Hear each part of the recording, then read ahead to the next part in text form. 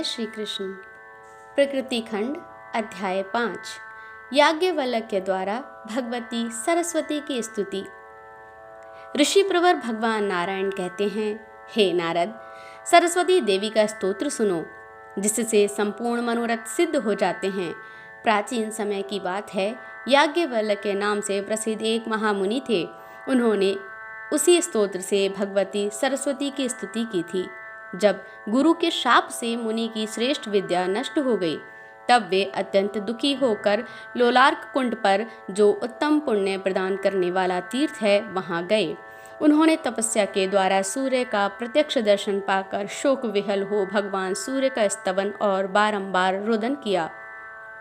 तब शक्तिशाली सूर्य ने याज्ञवल्क्य को वेद और वेदांग का अध्ययन कराया। साथ ही कहा, हे मुने, तुम स्मरण शक्ति प्राप्त करने के लिए भक्ति पूर्वक वाग देवता भगवती सरस्वती की स्तुति करो।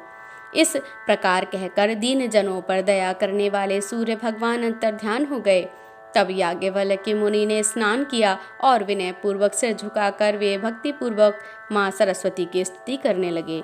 याज्ञवल्क्य बोले, हे जगन्माता, मुझ पर कृपा करो, मेरा तेज नष्ट हो गया है। गुरु के शाप से मेरी स्मरण शक्ति खो गई है। मैं विद्या से वंचित होने के कारण बहुत दुखी हूँ। विद्या की अधिपते, हे अधिदेवते, तुम मुझे ज्ञान, स्मृति, विद्या, प्रतिष्ठा, कवित्व शक्ति, शिष्यों को समझाने की शक्ति तथा ग्रंथ रचना करने की क्षमता दो। साथ ही मुझे अपना उत्तम एवं सुप्रतिष्ठित शिष्य बना लो। हे माता, मुझे प्रतिभा तथा सत्पुरुषों की सभा में विचार प्रकट करने की उत्तम क्षमता दो। दुर्भाग्यवश मेरा जो संपूर्ण ज्ञान नष्ट हो गया है, वह मुझे पुनः नवीन रूप में प्राप्त हो जाए। जिस प्रकार देवता धूल या राख में छिपे हुए बीज को समय अनुसार अंकुरित कर देते हैं, वैसे ही तुम भी मेरे लुप्त ज्ञान को पुनः प्रकाशित कर दो। जो ब्रह्म स्वरूपा, परमा, ज्योति रूपा, सनातनी तथा संपूर्ण विद्याओं की अधिष्ठात्री हैं, उन वाणी देवी को बारंबार प्रणाम है, जिनके बिना सारा जगत सदा जीते जी मरे के समान है। तथा जो ज्ञान के अधिष्ठात्री देवी हैं, उन माता सरस्वती को बारंबार नमस्कार है, जिनके बिना सारा जगत सदा गूंगा और पागल के समान हो जाएगा। तथा जो वाणी की अधिष्ठात्री देवी हैं, उन वाग देवता को मेरा बारंबार प्रणाम है, जिनकी अंग कांति हिम, चंदन, कुंद, चंद्रमा, कुमुद तथा श्वेत कमल के समान उज्ज्वल है। तथा जो वर्णों की अधिष्ठात्री देवी हैं, उन अक्षर स्वरूपा देवी सरस्वती को बारंबार नमस्कार है। विसर्ग, बिंदु एवं मात्रा, इन तीनों का जो अधिष्ठान है, वह तुम हो।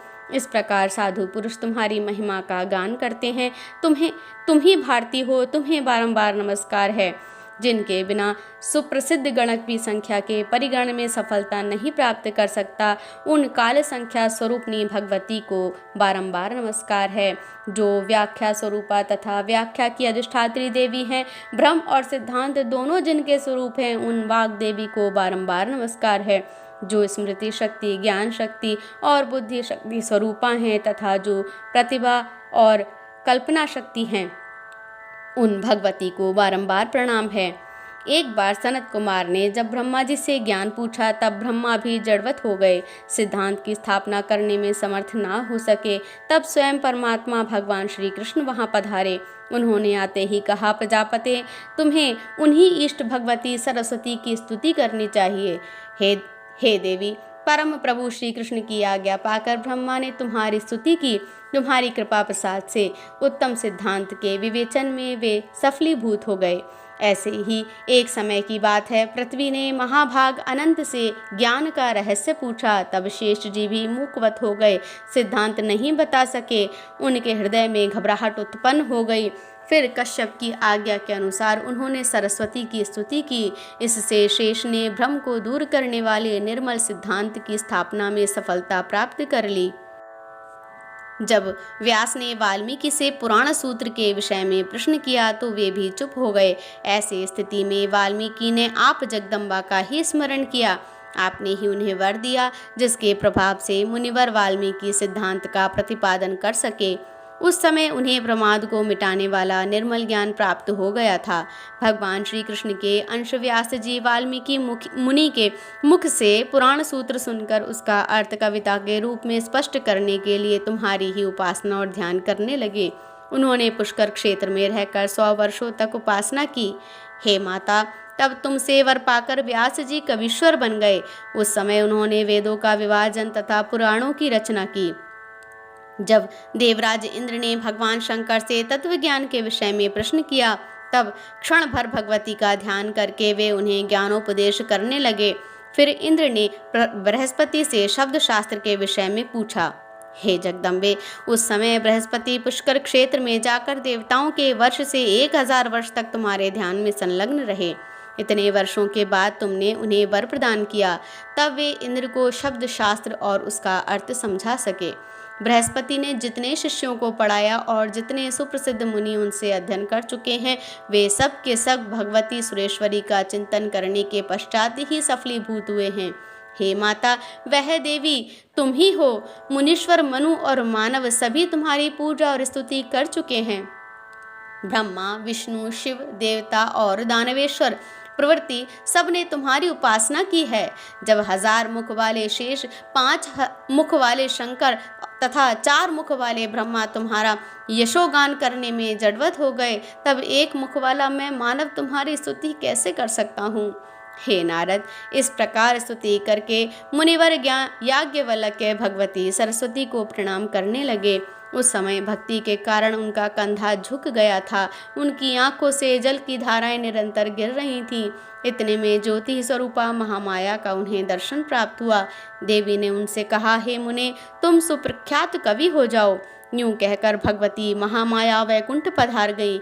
जो पुरुष याज्ञवल्क्य रचित इस सरस्वती स्तोत्र को पढ़ता है, उसे कविंद्र पद की प्राप्ति हो जाती है। भाषण करने में वह बृहस्पति की तुलना कर सकता है। कोई महान मूर्ख अथवा दुर्बुद्धि ही क्यों ना हो, यदि वह 1 वर्ष तक नियम पूर्वक इस स्तोत्र का पाठ करता है, तो वह निश्चय ही पंडित, परम बुद्धिमान एवं सुकवि हो जाता है। इस प्रकार प्रकृति खंड में 5वां अध्याय पूरा हुआ। कल हम विष्णु पत्नी लक्ष्मी, सरस्वती एवं गंगा का परस्पर शापवश भारतवर्ष में पधारने का जो वर्णन है, उसका पाठ करेंगे। भगवान श्री कृष्ण सब पर अपनी कृपा बनाए रखें। नमः पार्वती पतये, हर हर हर महादेव। जय जय श्री राधे, जय जय श्री राधे, जय जय श्री